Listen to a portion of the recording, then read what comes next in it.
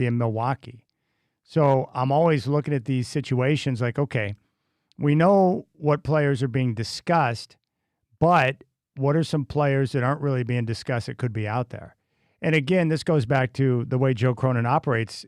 And I think a lot of teams around the NBA, when it comes to deals or trades, a lot of things are discussed at the trade deadline. But because of the nature of the trade deadline being in season, a lot of times deals don't get done.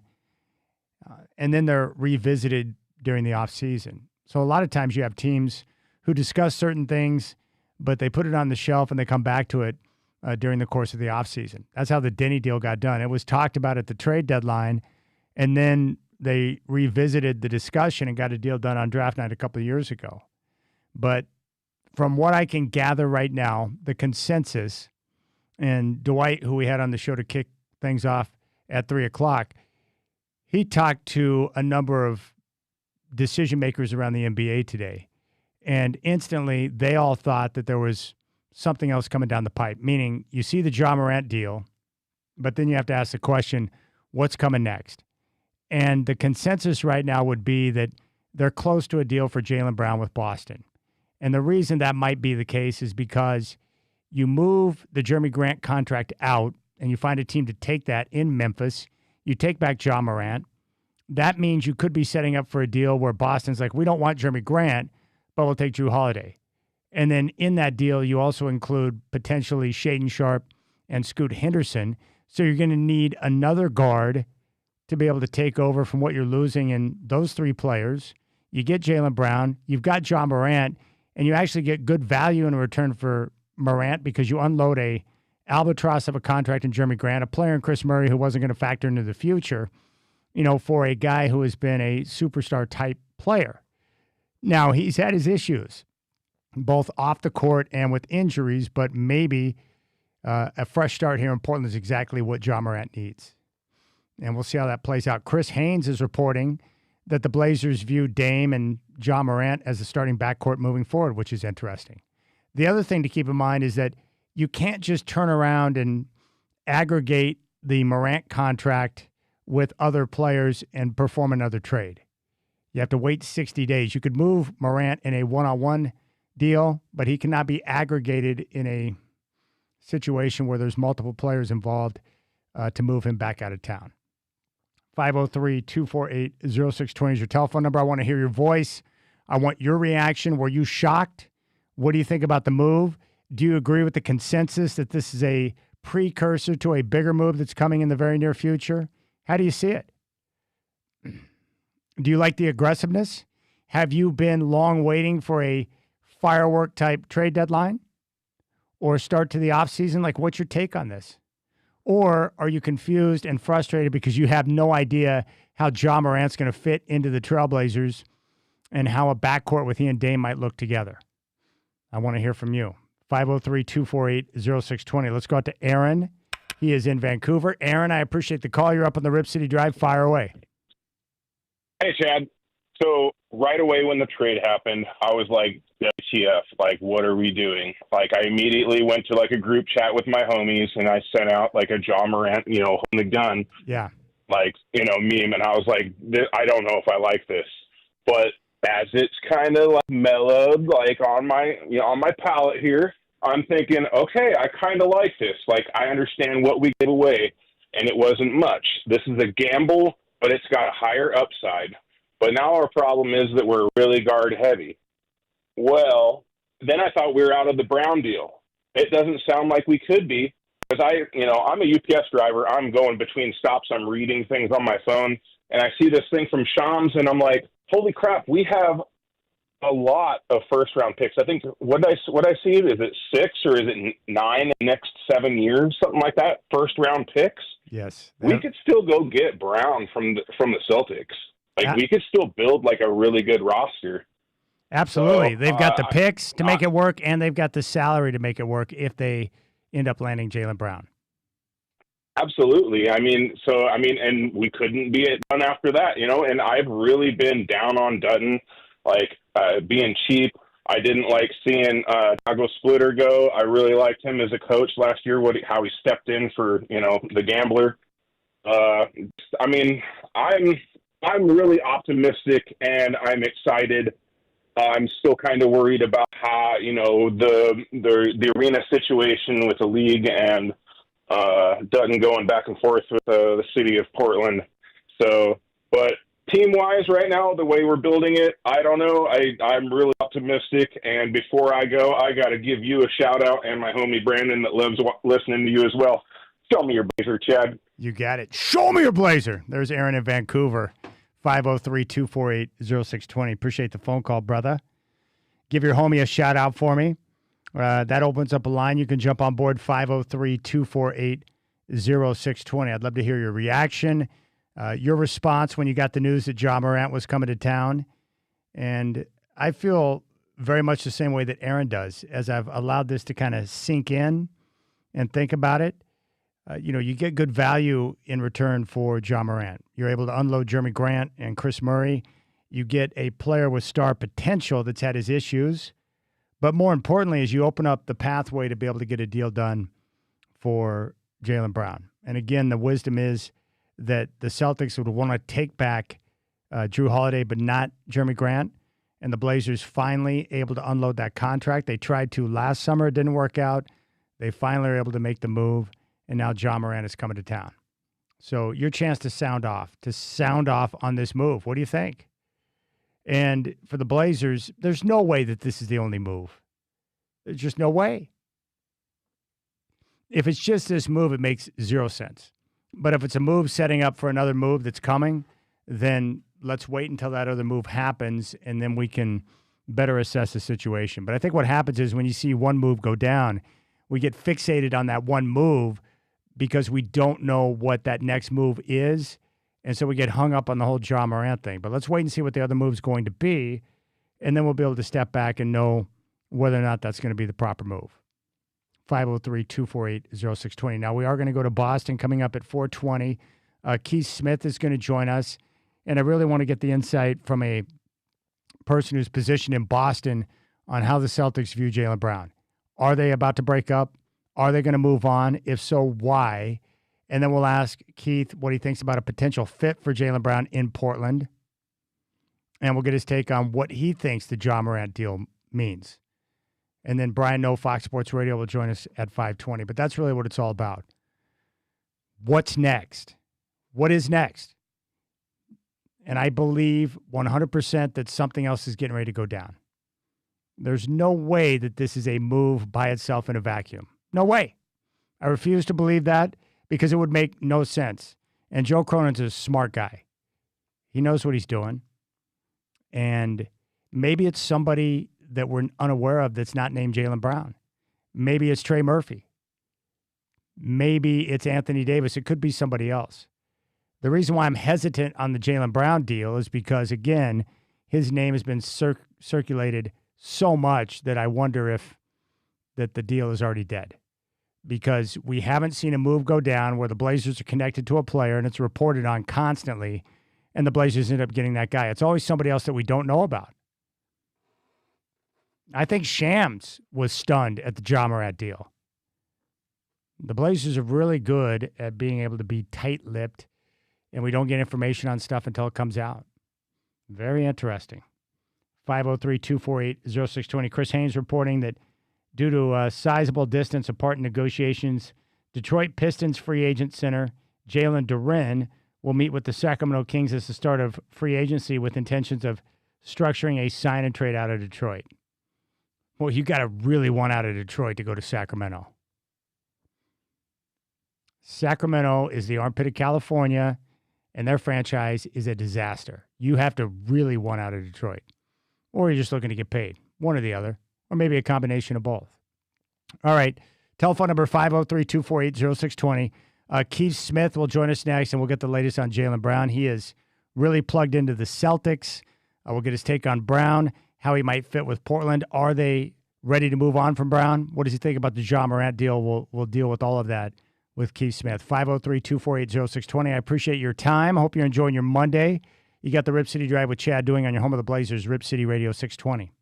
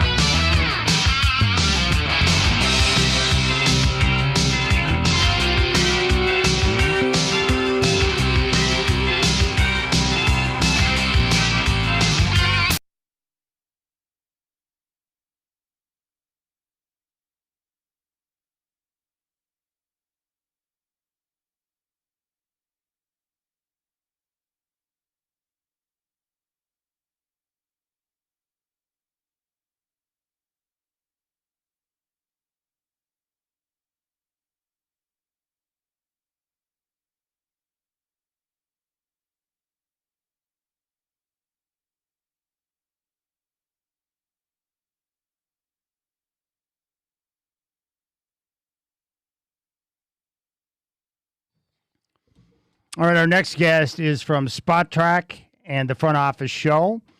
And I'm very happy to welcome Keith Smith, who covers the NBA, back to the Rip City Drive. And Keith, when I reached out to you earlier today, I didn't know we were going to be talking about Ja Morant in a Trailblazer uniform. Crazy. Yeah, I mean, that one came out of nowhere, and I'll be honest, I'm still digging out from under everything that happened today, but that one's got me a little flummoxed. I'm not sure I really understand that trade. All right, let's before we get to Ja Morant, let's deal with this. Jaylen Brown, obviously a lot of talks about Jaylen Brown coming to Portland. Trailblazer fans are excited, but I'll ask you, because you're close to the Celtics situation, do you think that the team and Jaylen Brown are ready to part ways? I do. I think they're ready to move in a little bit of a different direction. I think we're just at a point where he's been offered so many times now in trades and the like and all that I think for Jaylen Brown, he's just ready to move on, and I think the team feels that they're ready to move on as well. Now, they're not going to give him away. They have set a high asking price for him. They want back draft picks. They want back players who can actually play.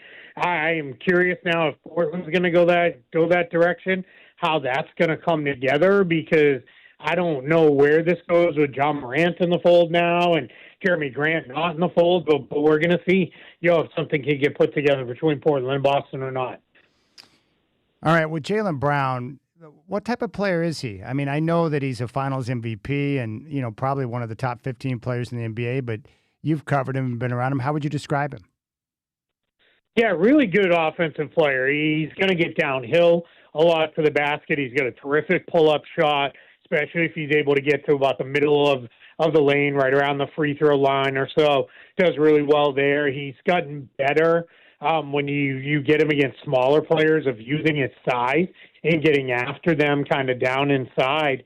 And then he's become a really, really good three-point shooter, either off the dribble or off spot-ups. So that's gone, when maybe his most improved part of his offensive game. Defensively, I think he has this reputation, I think, because he drives it a lot, that he's the best two-way player in the game, that he's the only guy who scores as much as he does and defends the other team's best player. And that's been overstated quite a bit. He does defend well, and he's better on ball, but it's against the guys who are a little bit bigger. Like, he did a really good job against Luka, because Luka's not overly quick. Luka likes to use his strength and size, and Brown can match that, and he's a very strong defender. But you can't put him on small, quick, speedy guards, as we saw in the playoffs when Tyrese Maxey was really taking the Celtics apart. There was no point where they put Jaylen Brown on him because he's not going to be a good defender. And then off ball, he tends to get caught ball watching a lot. He's not overly focused in that area. So it's kind of, hit or miss defensively, but he will have his moments against some of the best guys. Do you agree with the consensus that Portland might be the leader in the clubhouse to land Brown? I honestly have no idea. I mean, it is you're hearing different stuff all the time, and part of it is, one of the things that you hear on one side is the Celtics are asking for all these draft picks, but then on the other side, you're hearing Boston is they want back players who are win now players because they're not really looking to do any kind of rebuild or reset. So I think we're really in a place now with the Celtics and the in this trade market where how do they figure this out? Which way, do they go? Because it's going to be something that, for them is that's a really hard needle to thread if you want to be a contender still on the back end of this, because a lot of teams that would be trading for Jaylen Brown aren't necessarily getting back contender-type pieces. Yeah, that makes a lot of sense. The consensus idea out there right now here in Portland is Drew Holiday, Shaedon Sharpe, and Scoot Henderson, along with multiple picks in exchange for Jaylen Brown. Does that type of deal make sense from the Boston standpoint? It certainly could. Obviously, they have great familiarity with Drew Holiday. Once you start adding in Shaedon Sharpe and Scoot Henderson, it gets a little weird from Boston's side because they still have Peyton Pritchard, they still have Derek White, but unless they're going to turn one of those guys into something else, which I suppose that could be a thing we see happen, we're really in a place here where, for the, Celtics, that could be a trade that makes a lot of sense for them, because that could put them in a position where now you trade from depth at another position to kind of put yourself in a better place. All right, Keith, when you see the deal reported that Ja Morant's coming to Portland in exchange for Jeremy Grant and Chris Murray, like, how do you read that? Because you've been covering the NBA for a long time. So where does your mind go when you see a deal like that you weren't expecting? My first thought is what comes next, because Portland has way too many guards. Now you have Ja Morant, Damian Lillard, Drew Holiday, Scoot Henderson, Shaden Sharp. That's just too many guards. They were already almost too heavy before adding Ja Morant, and now you add him for two forwards, which is okay because you already have Avdia. I know in Avdia that's another weird fit with this as well, because Avdia is an on-ball guy, even though he really is much more of a small forward in the way they position him. So we're really in a spot where if you are the Trailblazers, now it's what do you do next? Like we mentioned, maybe it is Drew Holiday, Scoot Henderson, Shaden Sharp. Maybe they do get moved in another trade that brings further balance. But right now, this is a little bit of a confusing roster, and I am not sure with this whole idea of playing Ja Morant and Damian Lillard together in a backcourt. I don't know how you're going to get enough stops defensively with that. And, I mean, these two guys both need to find a really quite a bit of their lost form from prior years if they're going to be that kind of offensive group together. I'm not sure about this one at all. Yeah, that's probably the biggest sticking point for me is thinking about Dame and Ja playing in the backcourt together. Like, I just don't see how that works. Now, it could be a way to get Dame off ball to take some pressure off his body, but defensively, I mean, Keith, you and I both know that it would just be like Swiss cheese, man. Guys would be penetrating and putting pressure on the defense, and they would get over-rotated all the time. Yeah, and that's a big reason why you can't move Donovan Clingan. Mm-hmm. If you were, that was reportedly one of the players Boston wants back, exactly. And it would make a lot of sense for them. You can't move Donovan Clingan if that's going to be your setup, because those guys, you're going to need him back there to clean up all the mess from the perimeter. So what's been the big problem with Jaylen Brown in Boston? Like, where did the relationship go sideways?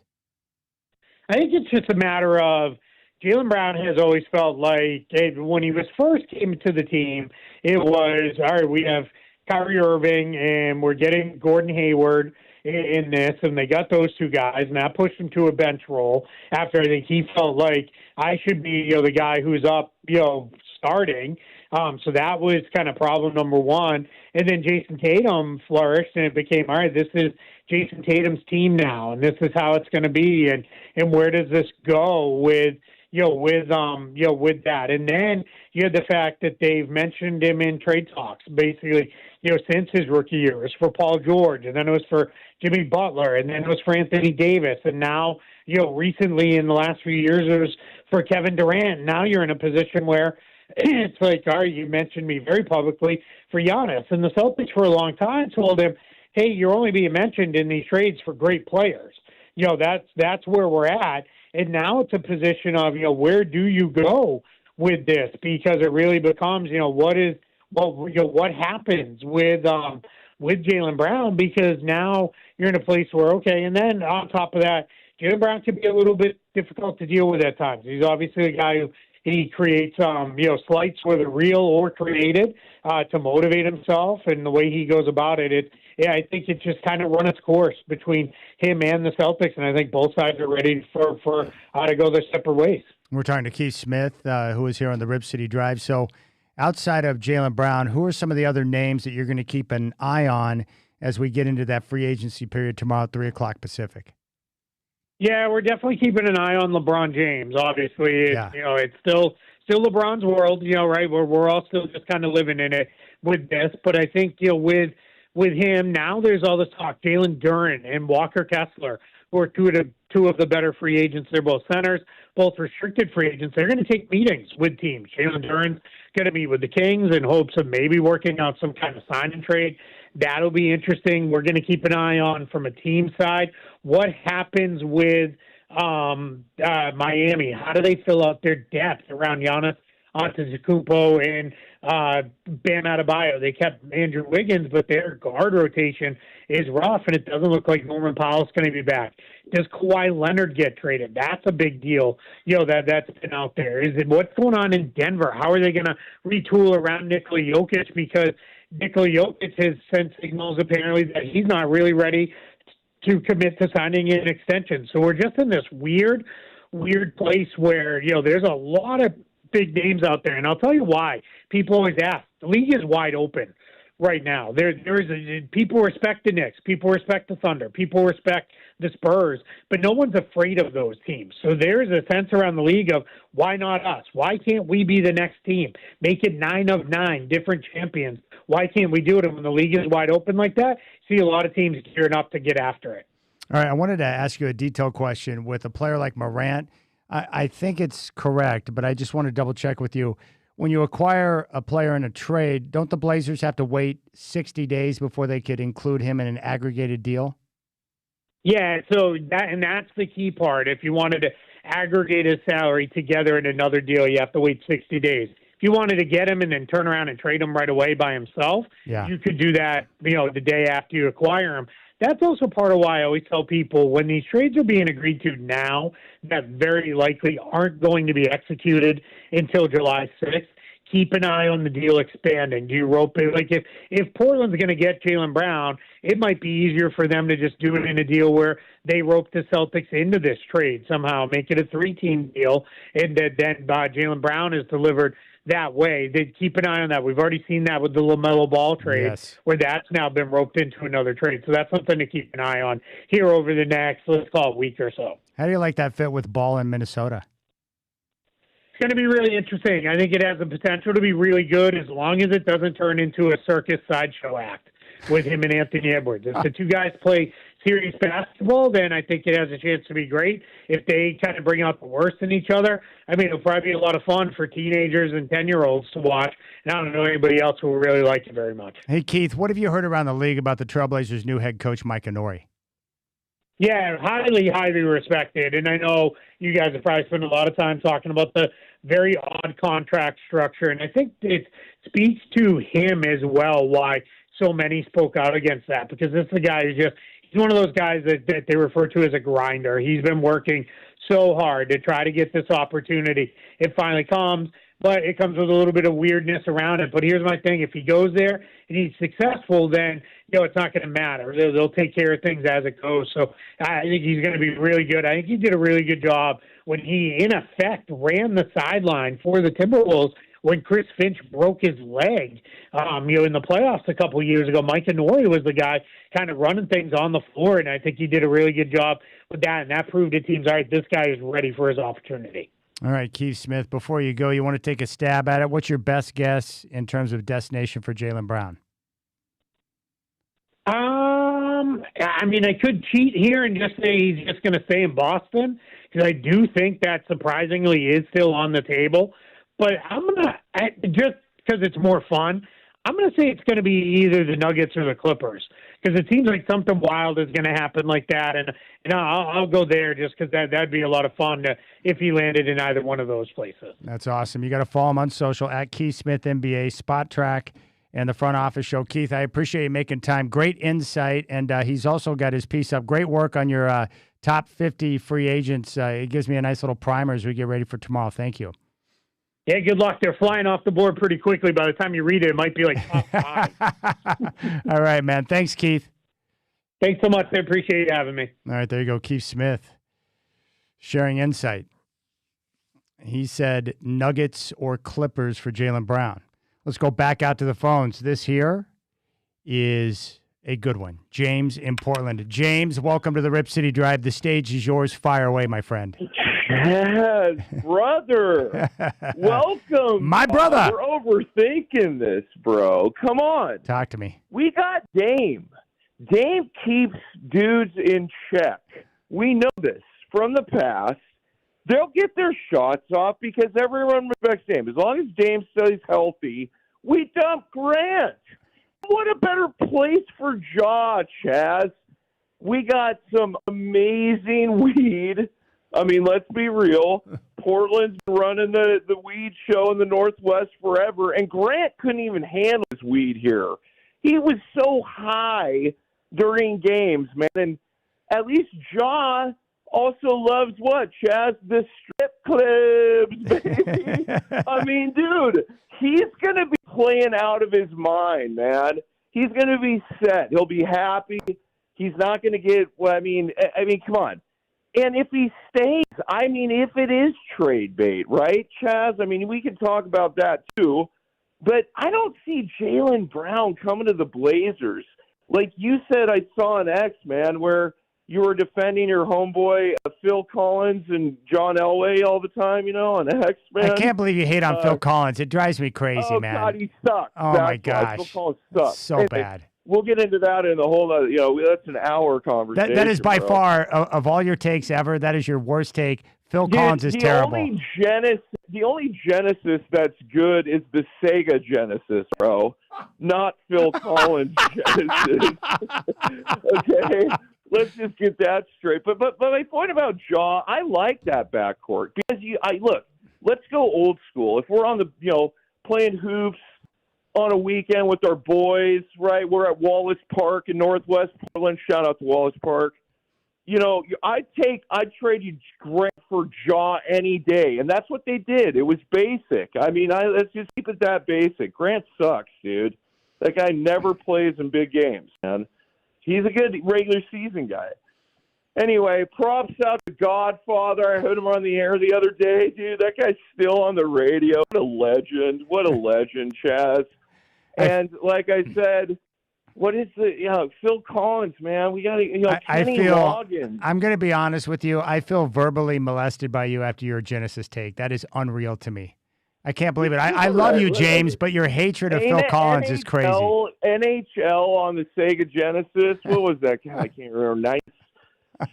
I don't even know. But just that alone is better than any Phil Collins song. Oh, I mean, come on, dude. I'm out. Hey, man, keep it going. Hey, maybe we could get Batunwich back to Portland, dude. That'd Holy be great. Crap. Him and Ja Morant on the team together. Give it to me, please. Well, one last thing. It's better than Ball. I would hate to get LaMelo Ball, man. I almost dropped the F-bomb. Sorry about that, Chad. That's okay. Pained. No, you LaMelo, unlike you did with Kenny. Dropped it on fans.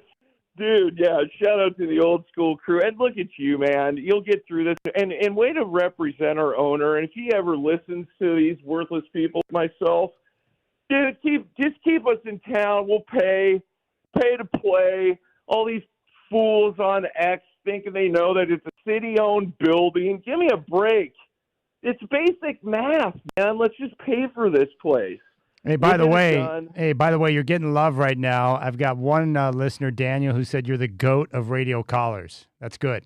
Whatever. Well, it's because I've been listening to this man forever on the road. And I'll tell you, Chaz, you are old school Portland. Again, I just want to someday meet Liz Masterson. Dude, I'm telling you, man. You're my boy, Chad. I'll catch you on the other, but I'll come on down, man. We got to come down to Gilda's Italian Restaurant, everybody. Best Italian food in town, named after my grandma. You the man, Chad. Peace. You got it, buddy. There you go. I love James. I don't appreciate any type of hatred for Phil Collins, though. That's one of my guys. I love Phil. And I think people that hate on Phil, I think they're crazy. But James in Portland is a terrific caller. And he and I have been longtime friends. Legendary call when he dropped an F-bomb on Kenny Vance. And Bobby Bean was in the bathroom at the time that the F-bomb was dropped by James. He did not hit the dump button, and it went out over the air. Jay Allen nearly had a heart attack, and Kenny Vance didn't even faze him. Right back at you, Jim. It's one of the all-time responses there by KV. All right, 503-248-0620. I do think that James makes a good point that if you just look at the trade by itself, they got Ja Morant in return for Jeremy Grant and Chris Murray. They did not have to give up a pick to get rid of that contract. It's not bad. Good value in return. But obviously when you've got 5 guards plus Denny Avdia, the deal by itself makes no sense. That's why I think we can say that something else is coming down the pipe. All right, keep the calls coming. We'll get back to your phone calls when we come back.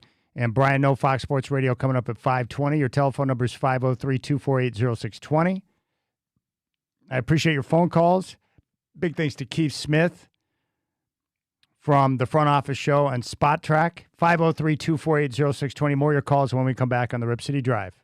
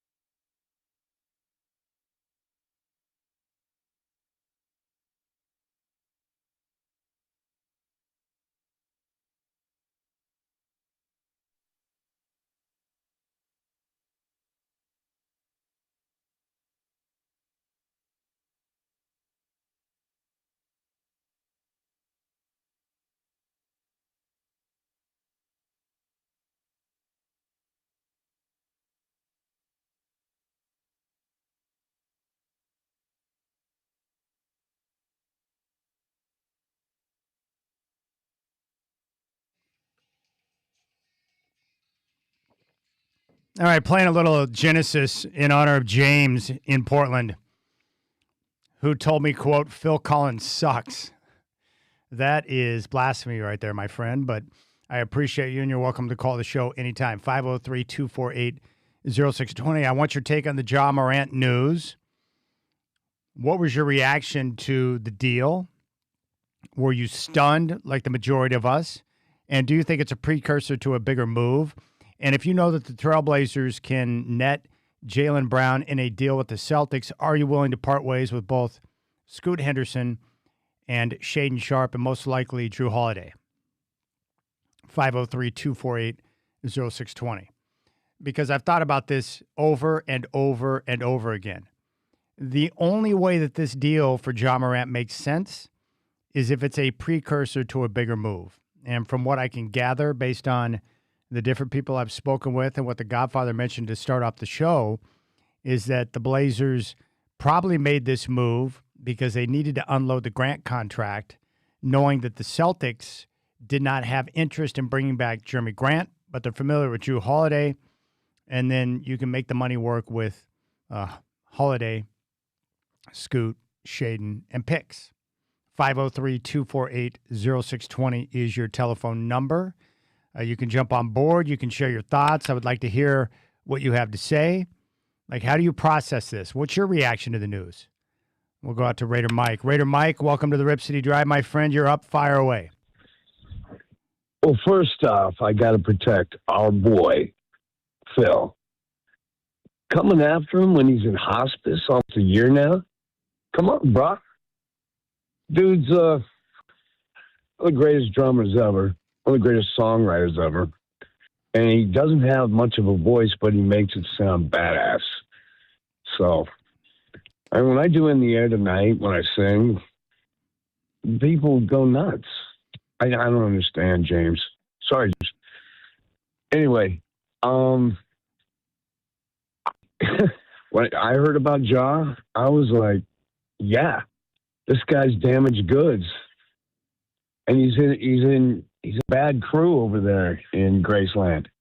He's just not good at being anything about basketball because he's running around with guns and videos with guns in his hand. It's just, he was a mess. And if you're going to clean up, Portland's a place you're under a microscope way more than Memphis. We care about our team way more than Memphis. So this is his last shot, basically. I mean, you gotta walk the line, bro. You have to walk the line now. I don't think Boston wants him. I think we are getting ready to pull all guns out for Mr. Brown. So I think it's a great move. I really do. I mean, he doesn't have to be the man in Portland. Yeah, that's a very good point. That's a great point, Raider Mike, is that if they are intent on keeping Ja Morant and they're going to play him with Dame, the good thing is that he's not the guy here in Portland. They have a locker room that's got some leadership. You've got Damian Lillard. He is a strong personality. Like, I think in a lot of ways it would free up Ja Morant to be Ja Morant, right? That's what it's all about. It was much like I talked about with Kevin Durant. If the Rockets were looking to, force a divorce with KD, Kevin Durant, I think, would fit well in a place like Portland because you'd have stronger personalities where he doesn't have to be the guy and he can just go out and hoop. Some guys are like that. But I think for Ja Morant, maybe a fresh start. He's young. I mean, think about these guys. You come into the league when you're young, and depending on your background and where you come from, for a lot of these guys, they go from having nothing to all of a sudden having millions of dollars. Well, that's a big change. So what I'm saying is, or suggesting, is that maybe a lot of us would struggle having millions of dollars and having the spotlight on us as a superstar in the NBA, but with time, maybe, you mature and come out of that. And maybe a fresh start here in Portland is exactly what he needs. I saw the Chris Haynes report. He said that the Blazers view Dame and Ja as a starting backcourt. playing together. Like, it's hard for me to sort that one through on my mind because neither player is a great defender. Like, your first line of defense, if that's the case, doesn't appear to be too strong. So that's a bit odd.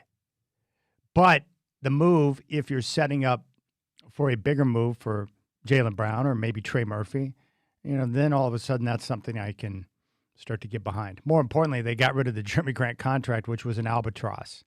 And I like Grant, a professional, good dude. Got no issues with Jeremy Grant. But that contract was hefty for a player of his caliber. All right, 503-248-0620. I want to hear from you. We're going to talk to Brian Noe coming up at 5:20. So we've got 15 more minutes where we can get you into the mix so you can share your thoughts on this news of Ja Morant coming to Portland. 503-248-0620 is your telephone number. You can jump on board. I want your thoughts. Were you shocked? Do you think it's a precursor to a bigger move? If he is going to stay and play, do you think it's possible for someone like Ja to be rehabilitated? What's a bigger concern for you, his injury history and lack of availability or the off-the-court issues? 503-248-0620. Hope you're enjoying your Monday. You got the Rip City Drive with Chad doing on your home of the Blazers, Rip City Radio 620.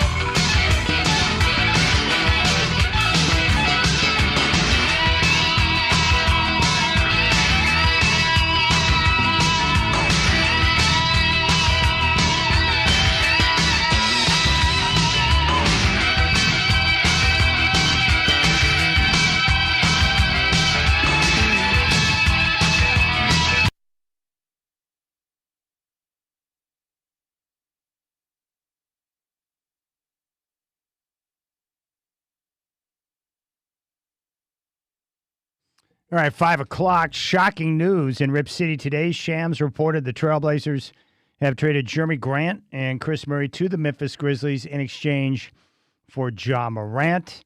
NBA free agency will begin tomorrow at 3 o'clock Pacific. The Trailblazers did add a new assistant for head coach Mike Inori over the weekend. Mike Williams will join the staff.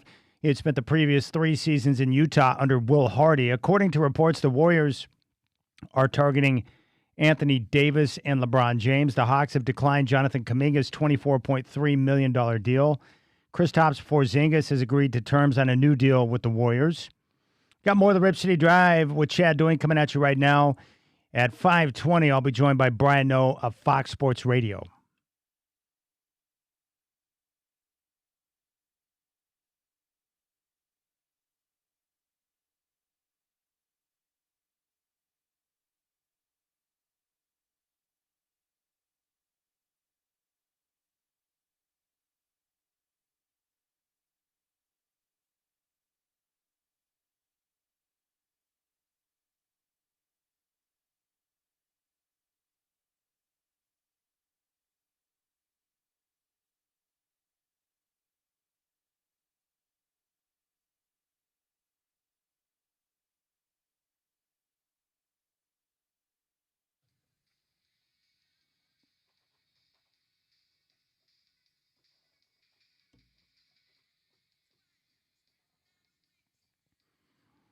All right, 503-248-0620. Your chance to chime in right now on the Ja Morant news. What was your reaction when you saw that the deal had gone down? It was perfect timing for me because it came about an hour and 15 minutes before showtime. So it gave me a chance to recover from the news and be able to put my thoughts together. So perfect timing. So props to the Trailblazers and the Grizzlies for getting the deal done at a very good time, West Coast style. 503-248-0620 is your telephone number. Now, someone who's been all over the Jaylen Brown situation has been Sam Amick of The Athletic. And here is Amick today discussing the situation with Brown and the Trailblazers. Yeah, and you mentioned Jaylen Brown. Obviously, he's offered for Giannis. He doesn't get moved, and now the trade rumors are just swirling. Like, what's next with Jaylen Brown? Like, is his time coming to an end in Boston? Because it certainly feels that way. It does feel that way. This one is, if I had to handicap it, it feels like, somebody has got to put enough on the table to get this thing done. But Boston is asking for the sun and the moon. I keep looking at Portland, and because people keep bringing Portland up when I talk to them, they wanted to go big on Giannis, and that didn't work. Even without a commitment, they were willing to try to do a Giannis trade. And when you see that kind of boldness, if you will, then you kind of go, all right, it's a little bit like Tim Conley. If you missed on the one guy, you're going to swing for the next guy. So with Portland, the question just becomes, how much ultimately are they willing to put on the table for Jaylen Brown? To compare them to another team, for example, like it has been reported, but, Denver did look at the Jaylen Brown possibility, but quickly deduced, like, we don't have anything remotely close from a draft capital standpoint to satisfy what Boston is looking for. Requests for 4 first-round picks, in addition to, obviously, the massive salary match with a guy making almost $60 million. So Portland, for me, right now, is where I would look. But that market, is not robust. And unless Boston changes their price tag, right? Like if they lower that bar, then that would change the landscape. All right, there's Sam Amick of The Athletic reporting on Jaylen Brown. The Blazers, again, based on what I've been able to gather so far, the majority consensus is that Portland's move for Ja Morant is setting up for another move, potentially Jaylen Brown, meaning it's quite possible that Boston did not want Jeremy Grant in return, so they were able to go out and find a deal with Memphis to unload the Grant contract, and now the Trailblazers can turn around and utilize Drew Holiday and potentially Shaedon Sharpe and Scoot Henderson. I guess the other question I have for you would be this. If you knew that you could get Jaylen Brown, but you had to choose between either Donovan Clingan or Tamani Kamara, who would it be? And would you be willing to part with either Klingon or Kamara if it meant you could get Jaylen Brown? Because that's a possible situation as well, where in order to get the deal done, you may have to chip in one of those two players. And would you be willing to do that? So if it wasn't Drew, Shaden, and Scoot, what if it was Drew Holiday, Shaden, and Kamara? Or Holiday, Shaden, and Klingon? Would you be okay parting with either Klingon or Kamara in a deal to get back Jaylen Brown? That's something to consider. Maybe it's not Jaylen Brown at all. Maybe like the Morant deal that caught us all off guard, maybe it's a player they're targeting that's outside of Boston. Maybe it's Trey Murphy. Maybe it's somebody else. You know, the Blazers have done a very good job of keeping everything tight-lipped, close to the vest, where a move happens and it's one that hasn't been reported on. So that could be a possibility as well. Now let's go out to the phones. I want to hear your voice, 503-248-0620. The other good news is with this Morant deal that's gone down, it gives us something else to focus on, a potential massive start to free agency without the discussion of Tom Dundon, which is good. Let's go to Dave in Clackamas. Dave, my man, what's up? Fire away, buddy. Hey, Chad, always great to hear about you. Hey, how about You're Paraguay fun, upsetting man. Germany with the extra kicks? Oh, man, you would bring that up. You know, I'm watching the World Cup.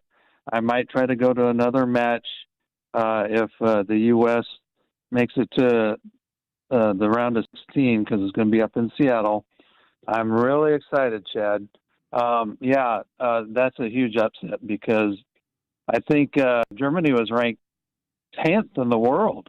So that might be the biggest upset so far in the knockout round. So, I was really shocking.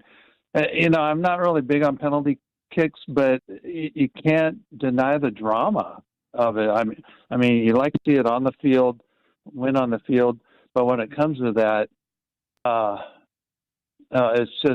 it's too much for me to take, basically. But there is a lot of drama in penalty kicks, and I'm kind of happy for Paraguay. You know, the U.S. beat Paraguay 4-1, so that might be encouraging for the U.S. Yeah, that's quite possible. Okay. I know I love soccer, so I'll get to this blockbuster, shocking thing that's going on with the Blazers that it seemed like nobody knew where it was coming from. But the biggest thing for me, Chad, is, there's pros and cons, this and that, but what makes it great that I like is that Portland is really being relevant, and you're hearing their name all the time now. You know, when Portland got Bill Walton and they won the championship, they were relevant. You know, we're not a made market. When Paul Allen bought the team, he was so passionate and he had all this money, he made Portland relevant because you'd hear, the Lakers, Celtics, Knicks, and then the Portland Trailblazers are in the mix too. It was great to always hear about the Portland Trailblazers being in the mix. Now, again, it seems like maybe Portland's going to be out there in the mix again. You're hearing Portland's name. And, I don't want to get in the whole Tom Dundon thing because, there's all kinds of controversy. But the fact that Portland's in the mix, for a small market, it's great to hear the Blazers' name out there again. And that's what I'm kind of hopeful for, that maybe there is a blockbuster deal that's going to keep going on. But, I keep hearing on TV and the radio, oh, and by the way, the Portland Trailblazers, So that's what makes me happy and excited about the whole thing, and as long as, there's always trade rumors going around. If they can mention the Portland Trailblazers, that's all the better for us, I believe. Yeah, I agree. I love hearing the Blazers name mentioned and people talking about the Blazers. It's great. And now we just got to sit back and wait to see what that next move is. Let's go out to Bob in Hillsborough. Bob, welcome to the show, my friend. What's up? Fire away. Well, the Blazers got another guard. They love guards. The Blazers have loved guards ever since I can remember. I don't know what they got against power forwards. I really don't. But the team needed a power forward since Aldridge left. But what do I know? Maybe we'll have the parade downtown in June because they got another guard. Well, they do have plenty of guards now. They've got, I think, 5. So right now, Scoot, Shaden, Dame, Drew, Ja, and then Denny Avdia, I would throw into the mix because he was your primary facilitator. You've got 6 different guys who can handle the rock. That's pretty wild. Let's go out to Mitch in New Jersey. Mitch, what's on your mind? Fire away, buddy. How you doing, Dad? Hope everything's well. It's all good. I don't really like this guy, Ja. Yeah. Dave Grant didn't have that big salary. Then you wouldn't have made this trade, right? Yeah, I mean, the move was essentially to unload that contract. Right, but I hope we can trade this guy. This guy has a career. He's like the Ayuk of basketball. How to sabotage your own career, 101, you know? You should write a book on that. Maybe that's be his next money grab. You guys get so many guards. You get going, then I'm talking about like Simmons and Gary Trent Jr. You had to trade him. You had too many guards, and you pick up another guy. He's the X factor. I hope they're going to get something else. I hope you can keep your centers. But Jaylen Brown, that would be a great pickup. And one more thing. What's the thing with LeBron? He wants, if Anthony Davis can go, Horford re-signed with Golden State. That's a lot of age there. They're trying to become the old man crew like the Washington Redskins of the 70s with George Allen. Yeah, a lot of old guys. That was the Hill Gang. Is that what LeBron's trying to do? Possibly. George Allen, I'm glad you brought up George Allen. Terrell Davis went to Long Beach State to play for George Allen, but then that program went away, so he went to Georgia. Right. And thank God for Terrell Davis.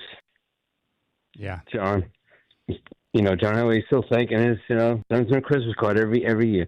Yeah, thanks for taking my call. Enjoy. You got it, Mitch. Yeah, yesterday was John Elway's birthday. 66 years old. That makes me feel old when I know that Elway just turned 66. It's crazy. All right, 503-248-0620. Don't forget the free agency period officially kicks off tomorrow at 3 o'clock Pacific.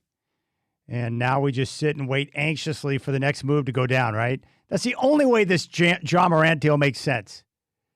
The Morant deal by itself, no sense. The Morant deal setting up for another move makes a lot of sense. The question is, what is that move, and how long do we have to wait before we find out? I feel like it's Christmas, where you know that you get to open up gifts. You know you're going to be surprised with something awesome, but you have to wait. I feel like begging Joe Cronin, like I used to beg my parents, to tell me what it's going to be so I can get excited. I just want to know. Is it Jaylen Brown? Is it somebody else? But that big trade deadline we've all been waiting for a long period of time it's taking place right now. So I'm going to sit back and enjoy it. The suspense, the big names, and potentially the Blazers becoming a contender in the Western Conference. Like, I need that in my life. You need that in your life. We all do. And as Dave mentioned, it's nice to hear the Blazers being at the forefront of everyone's mind by being aggressive. All right, Brian No. Bino! Fox Sports Radio is coming up next on the Rip City Drive.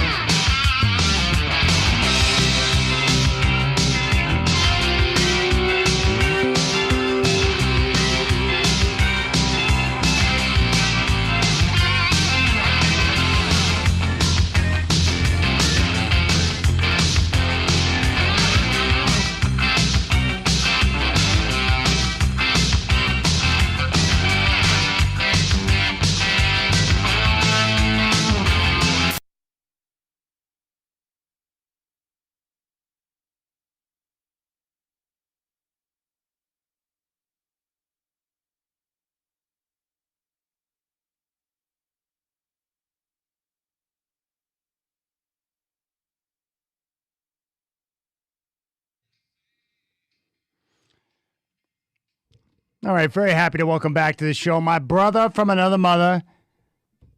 You hear him nationally on Fox Sports Radio. I'm talking about the one and only Brian No. Bino! What's up, my brother? What is going on, Chad, doing? Huh? It seemed like a normal, kind of slower June Monday, and boom, Ja Morant is a Blazer. What is going on over here? I have no idea. It's one of those things where I saw the news, and it took me a moment to process what I was reading. And then, of course, I had to look real quick to make sure I wasn't being tricked, and it was a legitimate account. It's funny about some of these trades, like especially here in Portland, it usually involves a player you're not even thinking. And Ja Morant was the last thing on my mind when I woke up this morning. Then boom, he's now a Portland Trailblazer. What was your reaction to that? I was just like you. I was surprised. I mean, when you look at the deal, you can see that Memphis is just trying to reset, right? They're revamping with Cameron Boozer, and they're starting fresh, right? They got rid of Triple J, get rid of Desmond Bain. Now Ja Morant's the final link of that regime of the main nucleus. So I get why they're moving on, but the Blazers, I get it on from their standpoint too. It's not like they gave up a ton. It's not like they gave up all these assets and all these picks, and you get a 26-year-old player who's got a ton of talent. But it's like there's a logjam at guard. It's going to be really interesting to see what they do going forward now. All right, before we get into some of the particulars and what everyone else here in Portland is thinking, I'll ask you about this. Ja Morant, only 26 years old. Like you mentioned, he's got superstar type, talent. He's had his issues off the court. That's been a problem also being available. He's had some injury issues as well. But do you think that maybe a place like Portland with some strong personalities like Dame in the locker room might be a good place for him to get that fresh start? And if so, do you think players like him can be rehabilitated to where, maybe a little more maturity, a little bit of time, getting around the right people can be helpful for him? It could be. There's a realistic chance that it very well could be. A lot of this is going to be based on how does Ja feel about Portland? I mean, really, it's that simple. Is this like Steve Francis walking across the stage? Like, I got to go to Vancouver? This sucks. Is it going to be like that? Or is Ja going to look at this and say, you know what? I've always respected Damian Lillard. This is a fresh start. They made it to the playoffs last year. This is a way for me to get back on track. I don't know. I really can't answer that because your guess is as good as mine what Ja Morant thinks about this whole thing, but a large part about how successful he's going to be and how successful the Blazers are going to be with him depends on his mindset going into this whole thing, and I can't answer that for you. I don't know what it is. Yeah, if you look at the trade by itself, adding another guard to a roster, now you have 5 guards in Dame, Drew Holiday, Ja, Shaden Sharp, and Scoot Henderson, and then that doesn't even include Denny Avdia, who was your primary facilitator last year, so that's 6 guys who can handle the rock.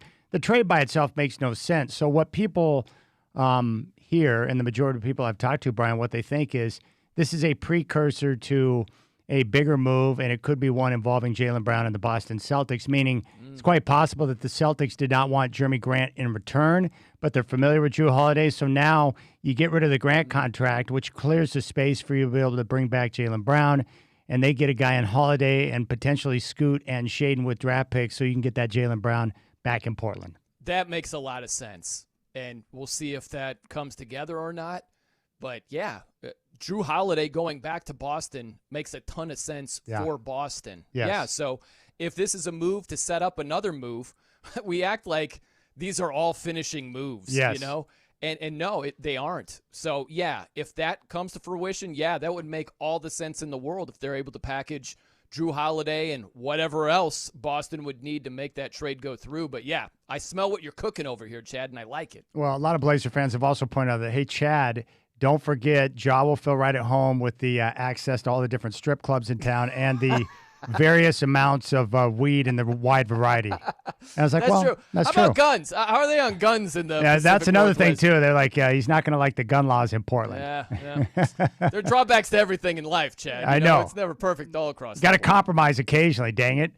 Where do you want LeBron James to finish out his career? Do you want it to be in L.A. with the Lakers? Would you like to see him go to the Warriors? Would you like him to go back to Cleveland? What do you think is the best case scenario for Bron? I would like to see LeBron finish the final year of his career on his couch at home. I want no. I'm just kidding, Chad.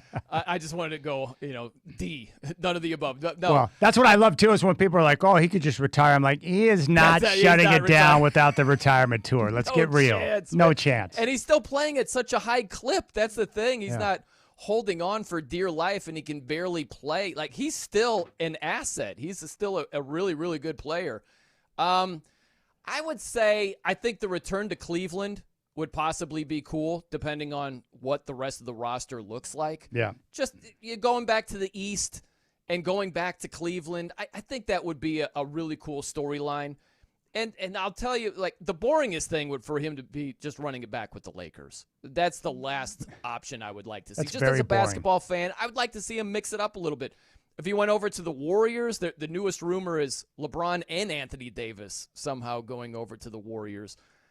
I think that would be interesting just from a basketball junkie standpoint. I don't think it'd be a great move legacy-wise that you got to go team up with Steph, and you guys are kind of the dinosaurs at this stage, and I don't think they would win big, but even if they did, it's kind of a weird move to go to Golden State, somewhere he's never been before, for probably the final season of his career. So I would say that's a move for him, right? For me, I'd be fine with that. So I would go Cleveland, Golden State number 2. The Lakers would be my final option. That'd be my last option. I've seen it for years now. We know that they have a ceiling that's only so high in the West. I would rather see something different than that. Oh, by the way, how hot is Sophie Cunningham, and how awesome is that meme with the her pointing with the Michael Jackson music floating around, man? It's pretty amazing. I can't stop watching it.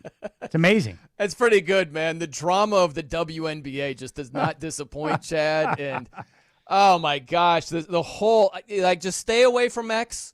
Don't go near X. Don't type Caitlin Clark. Don't type Alyssa Thomas. Don't type Sophie Cunningham. No. Just stay away, because you will read the dumbest takes ever.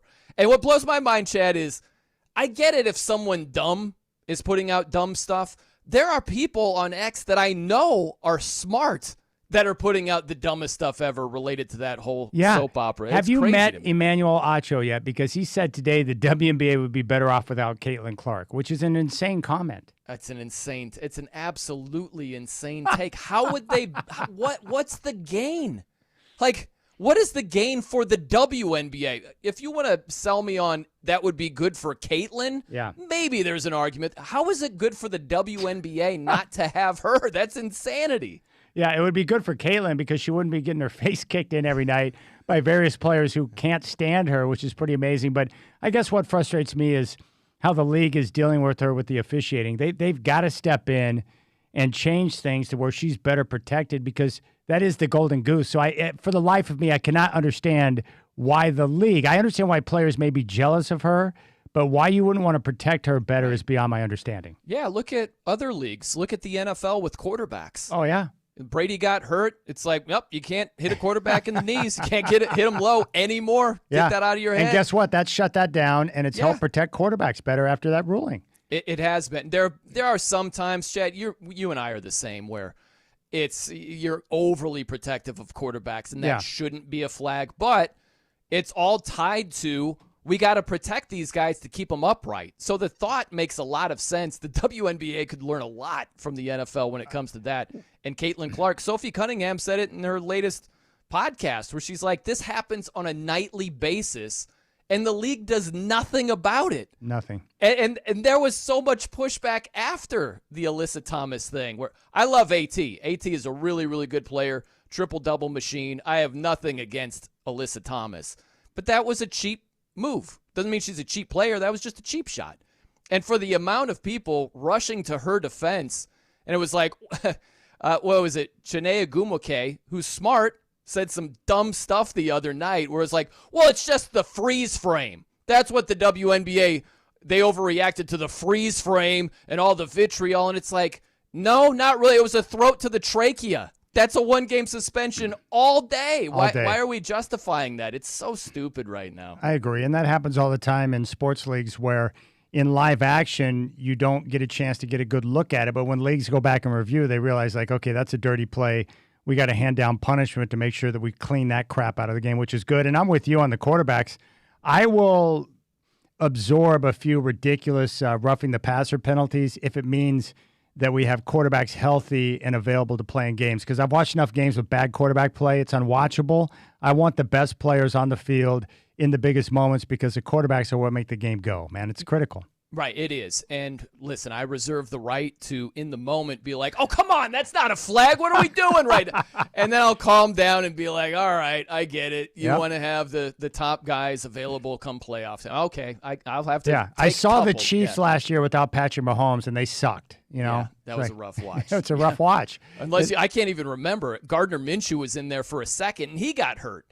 And then it was, I can't even pronounce his name, like Oladukin, or I can't even remember who was. No, you got it, Oladukin. Oladukin. I'm just glad that guy, whatever his name was playing in that Christmas night game in Kansas City because the Broncos got the win and were able to secure the division. So thank you for that guy because he sucked right. too. And that was a garbage game too horrible, by your Broncos. Horrible game. It's terrible. Painful watch. That was the epitome of like 80s NBA basketball, which is like, we've got a 3-point lead, and we're taking the air out of the ball, man. That was what the Broncos did that night. But, hey, they got the W. That's all they care about. That's great. Brian Noe, Fox Sports Radio, is with us.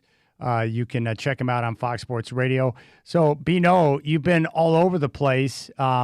Where have been some of your latest sightings? Because I see you on social media. I'm like, you went there? It's like it's pretty amazing to see where you're at. Niagara Falls, baby. I know. That was fun, man. I went to Toronto for a couple of days. This is my first time I've ever been in Canada, Chad. I never have been in Canada until last week. I went to Toronto for a couple of days, went to a Blue Jays game. That was fun. I love the cop at the border, man, where he was like, he was no nonsense, Chad, and he was so deliberate. I'm like, this is just weird. I get that you're going to ask me questions, but he was like, why are you going to Toronto? And I'm just like, just to check it out, you know. He's like, all right, what are you going to be doing? I'm like, I don't know. I'll probably go to a Blue Jays game. And then he would wait. I can't do it on radio. He would pause for like 10 seconds each time. And I'm like, what is this guy doing? And then he'd be like, do you got tickets? And I'm like, no, I don't have tickets. He'd pause 10 seconds. Why don't you have tickets if you're going to a game? And I'm like, I don't buy tickets until like the day of or the day before. Like, no big deal. And he finally let me go. But, Toronto was cool. And then I went to Niagara Falls on Friday just a couple of days ago. That was awesome, Chad. I don't know if you've gone, but I saw you in a boat with like a rain jacket on. Yeah. So tell me how that works. I've only seen Niagara Falls on, television. I've never been there. So do you get to do like a boat tour or how does that work? Well, I'll go quick, but there are a couple of layers to this story. Yes. So I booked an Airbnb in downtown Toronto, and I found this place and I just booked it. And the side story is that I'm like, hey, so where do I park? They were like, yeah, no parking. I'm like, no parking in downtown Toronto? What are you doing to me right now? But anyway, what was tied to that Airbnb, they gave you like a $100 coupon for a quote unquote experience. And so whatever you wanted to do, you could go get a tour of the art district. You could sit down and write with an author. You could, get the tour of the music, whatever you wanted to do. And they had a Niagara Falls tour. So it was $125, which turned out to only be $25. And so it was part of that tour. It was like three things. You went up in this like high-rise kind of like skylift little thing and looked down on Niagara Falls. That was cool. Then you went to, there's like these little tunnels, and you can go like right next to Niagara Falls. And the third thing, you took that little boat like almost right dead into Niagara Falls. It felt like we were 10 feet away from it. It was crazy. Now, was the weather, was it warm? What were the temperatures like up there? So it was nice. It was probably close to 80 degrees, something like that. But it was overcast almost the entire time I was there, except that day on Friday. We did see the sun and the skies opened up a little bit. So it was really a nice day when I went there on Friday. Now, did you go up through Buffalo? Which part? Did you go through New York? How did you get to Canada? So the first time I went more of like the northern route. It was north of Detroit. So whatever kind of piddly towns I went through there, that's the quicker way to get there. And then on the way back, I went the slower way. I went through Detroit, and there's like a little ferry ride. You got to take a. Now is that Windsor? Yeah, I went to Detroit once, and like there's a bridge that crosses over. Like it's like Windsor. It's right there. I didn't realize it was that close to the Canadian border. Yeah, that's right there. That town is right across the border, and I don't know if I went through it or it's that small and I just missed it. You know, you blink twice and you're through Windsor. I don't know, or else I didn't go straight through that one. I did go through Detroit. And you get on the ferry boat and just ride across from Canada to the U.S. Awesome. That was kind of cool, man. I like that part of it too. Yeah, I'll tell you, you brought up another great point, and this is important for all sports fans out there. The tickets that you can get now electronically, like I miss the days of having a ticket stub and being able to, save it and collect it. Like I love those, but I'll say this: I do the same thing now. I've got a buddy, and I have to remind him, like, dude, we don't have to buy tickets 3 months in advance. I said, let's wait. And usually what happens, Bino, is when you get there day of game or the morning of the game, the tickets, the prices start to drop. And so I normally buy tickets on day of, and it's amazing how many great deals you can get when you're buying tickets because people at that point are looking to unload. Yeah, sometimes it does work to your favor where you can do exactly what you said. Sometimes, depending on what game you're seeing, you get squeezed and you're like, holy cow, these are going up. We got to buy them now. But yeah, sometimes if you time it right and depending on what team and who they're playing, time of the calendar, all that type of stuff. Yeah, sometimes it is way better to wait. You're right about that. That's pretty awesome. Brian Noe, Fox Sports Radio is with us. So are you betting on the World Cup games? I haven't been betting on the World Cup games. I hate to inform you, Chad. I had the worst 36-hour betting stretch of my entire betting life. Whoa, that's a big statement. Oh, it was bad, Chad. Bad. Baseball? Goes down in the archives. No, it was NBA, Chinese basketball. Don't judge me. Degenerate level activity. Yeah, high levels of degenerate activity. That might be more degenerate than WNBA. WNBA was involved. They were involved as well. I bet your boy Krakenberger's doing WNBA totals, though. Oh, I love doing WNBA totals, man. He's more of a prop guy. Oh, okay. He gets down on props more than anything. But, yeah, the Sparks screwed me up there. That Amazing. Was the nightcap of the 36 hours there, Chad. I had a big bet on the Sparks to score 100 points, just their team total. They had 60 at halftime. They ended with 97. Oh, my gosh. That is brutal. Yeah, but it was tied to Game 2, Spurs-Thunder. And I had a couple of bets that game. I went in-game with Wemby's point total, and he just stopped scoring points. And so that began the avalanche right there. So I punished myself, no bets until the NFL preseason rolls around. Right? We got to get into August. So, unfortunately, I've missed all of the World Cup. I would be firing left and right, but sometimes you got to I've learned, Chad, instead of chasing, like just take some time off, clear your head, stop chasing, and start fresh. So that's what I'm doing. All right, this just came in from the 503, Bino. Windsor, Ontario, a.k.a. South Detroit. There you go. Okay, so yeah, right. I probably did just go right through it. I don't know. All right, Bino, Fox Sports Radio. Man, I appreciate you coming on the show and getting a chance to talk, my friend, and we'll see what the follow-up deal is following the Ja Morant news. Absolutely, and let's get Ja Morant to hit more than like 23% of his threes in Portland. I'll tell you what, if I show up at a park and he's there, I'm not playing pickup because I don't want to piss him off, man. Yeah, well, that's true. I'll let him score. It's like, no, you can do whatever you need to do, If you get him on the show, be very cordial. All right, man, we'll catch up soon, brother. All right, Chad, I'll catch you later, buddy. You got it. Bino, fresh off his trip to Niagara Falls, 503-248-0620. We'll come back, and I've got to share a painful story with you before you get out for the evening.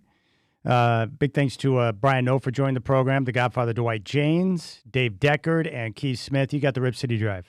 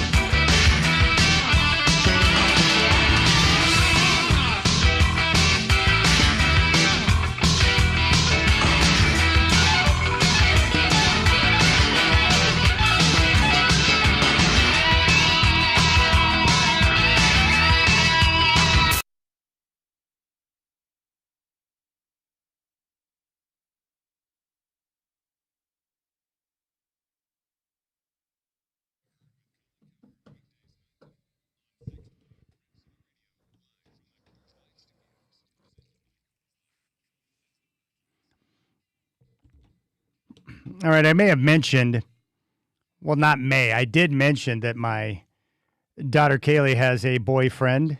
And at first, I wasn't sure if it's just a friend or a boyfriend, but it's definitely a boyfriend. So a few weeks ago, if you recall, I mentioned that, Kaylee had come up to me and she's like, "Hey, Dad, can I go to Oaks Park?" I'm like, "Well, of course." And then I was like, "Wait a second. Well, who are you going to go with?" And she said, "Well, so-and-so." And she mentioned the boy's name. And I said, "Well, who else is going to go?" Because I don't want her to date one-on-one. And she mentioned that it would be him along with his mom and his sister. I'm like, "Well, that's fine." So they did that and had a good time at Oaks Park. And then last weekend, he was having like a family event at, I think, a Black Bear Diner. So I took her and then picked her up. And that's when I had a chance to meet the boy for the first time. And, I wanted to hate this kid. I mean, that was my mindset going in, like, I'm going to hate him because I know that he's pursuing my daughter and I'm not down with that. But his first impression was very good. Shook my hand, good eye contact, good conversation. I was talking to him, about what he was going to do during the summertime, and he mentioned how he had a job working with his grandpa with Clark County doing some painting and some construction. So I thought that was pretty responsible. I asked him if he was driving yet, and he said, "I have a car, but I cannot drive yet because I had a couple of C's on my report card, and I can't drive until I have A's and B's." I was like, "Okay, that's good. That's good upbringing." So anyways, things are moving along, and a few days ago, 2 or 3 days ago, I can't remember what morning it was. Could have been Friday, maybe. I think it might have been Friday. So Friday morning, I'm heading down. Kids are during the summertime, they sleep in. That was one of the greatest things about being like 15, 16. I'd sleep in until, whenever I wanted to get up, 11 o'clock, noon, 1 o'clock, 2 o'clock in the afternoon, whatever. It's one of the great things about being young and having very little responsibility. You can sleep in and enjoy your summertime. So I'm going into the restroom to take a shower and get ready for work. And I hear my daughter's phone like going off, like the alarm. And I'm like, why?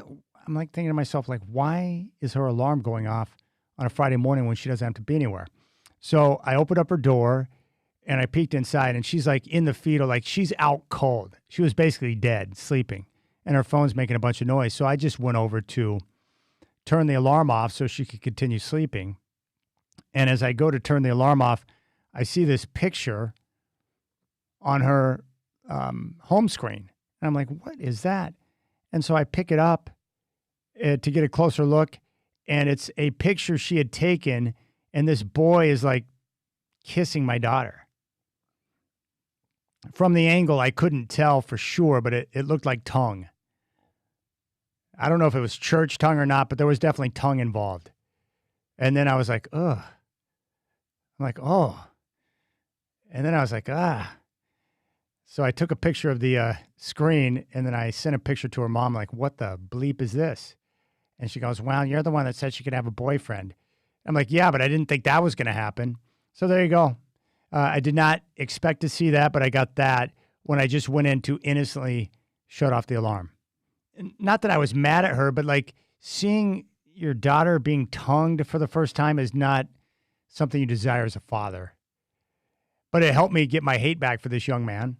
It seems like a good kid, but still it's like, oh my gosh. I needed some type of preparation for that. I didn't know what I was walking into. If I would have known I was going to see that, I would have let the alarm continue to play. I didn't need to see that. There you go.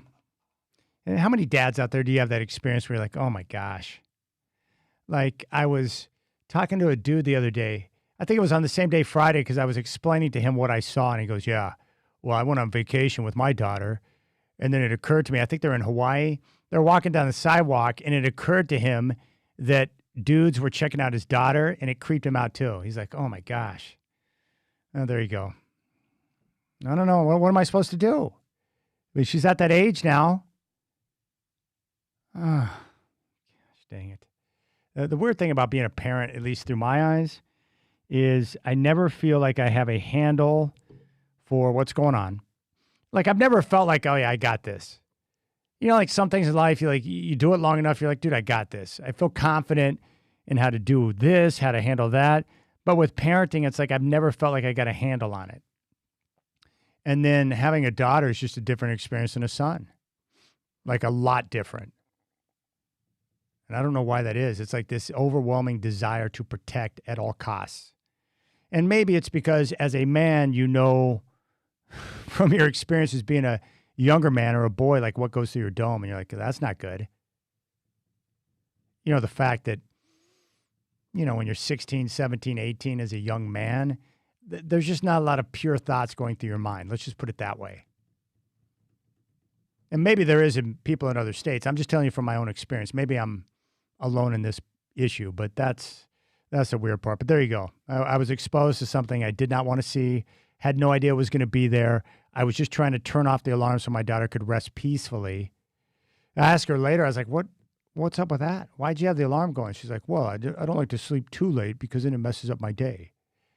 I'm like, okay, and there you go. And so as the world turns, once again exposed and just getting experience on the fly. How to deal with this, how to deal with that. Yeah. But he does seem like a nice young man. For as nice as a young boy can be that's pursuing my daughter. Yeah. All right. So what do we got coming up tomorrow? So the free agency period will officially kick off at 3 o'clock Pacific. I should say, here, see, from the 503, you should probably say tongue-kissed instead of just tongued. My apologies. I think she was being tongue-kissed, not just tongued. Thank you. Thanks for the heads up on that. My buddy John Heitkemper has checked in. I'll bet the reason they got Ja was because trading Drew is way more of a player in demand than Grant was, and we will have to throw less draft capital into the trade than we would if we headline with Grant. That's quite possible, too. Even better would be to say French kissed. Yeah, I mean, French kissed. Yeah, my daughter was being French kissed on this picture that I saw. There's no question about it. 503-248-0620. All right, have a good night. So there'll be deals announced before 3 o'clock, so just pay attention to the news. We may get something tonight or definitely tomorrow, but something's going to happen. I appreciate all of our guests today and to your phone calls and you listening. Thank you so much. Big thanks to Brendan Slaughter for engineering the program. You guys have a great night, and we'll check you tomorrow on the Rip City Drive here in your home of the Blazers, Rip City Radio 620.